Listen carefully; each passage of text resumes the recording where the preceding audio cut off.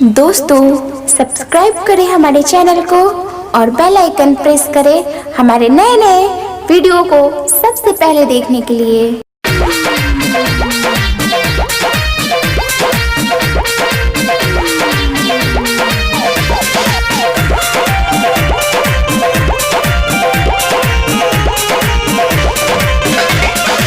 माने ना बात के तानो समझाइनी, माने ना बात के तानो समझाइनी, माने ना बात के तानो समझाइनी।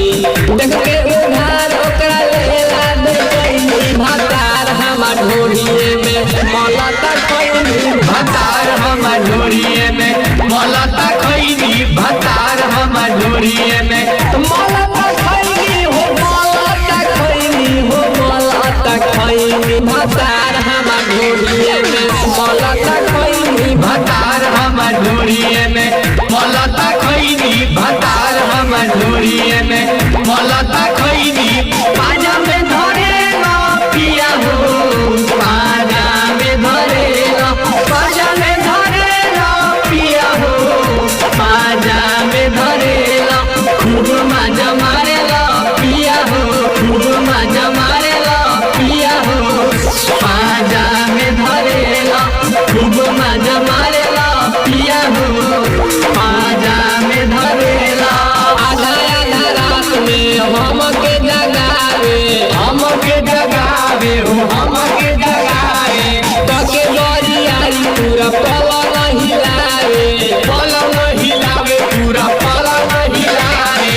आधा आधा रात में हमके जगावे, तके बरियारी पूरा पलंग हिलावे।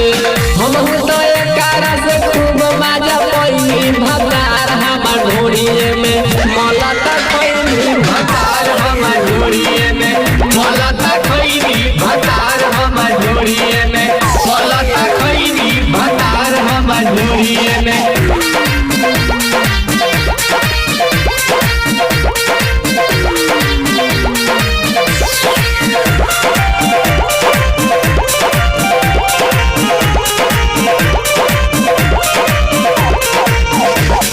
नई के सहात अब एकरो त आती, एकरो त आती हो, एकरो त आती, हमारा जवानी के करेला दुर्गति, करेला दुर्गति, करेला दुर्गति।